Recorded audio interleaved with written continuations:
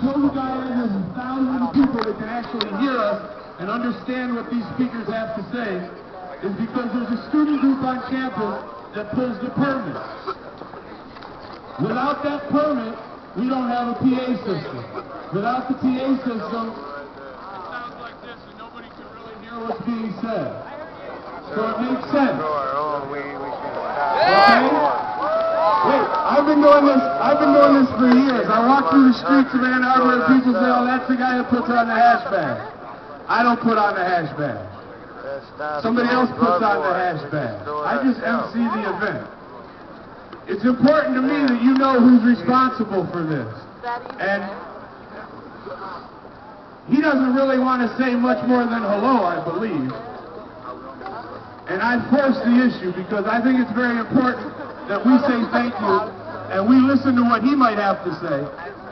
Because without the student group on campus, we couldn't be here. So, with great pleasure, I'd like to introduce Mr. Andy Kent from U of M Normal.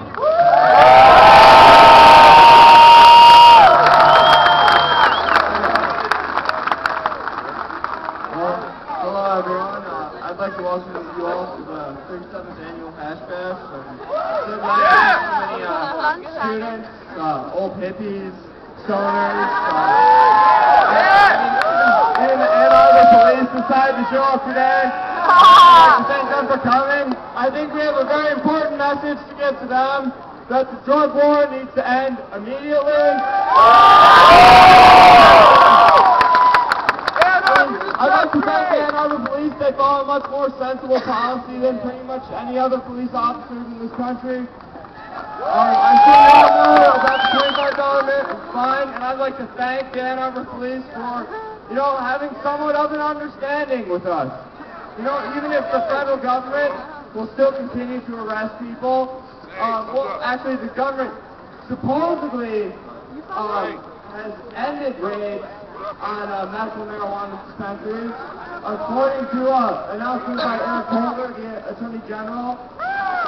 However, the DEA agents decided to continue raiding people anyway.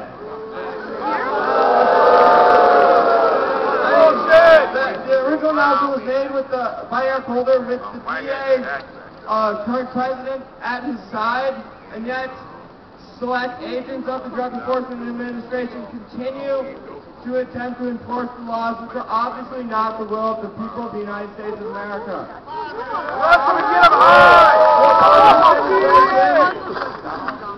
Has seemed to follow a somewhat mixed view on the war on drugs. On one hand, they are claiming that they are supporting drug policy reform efforts.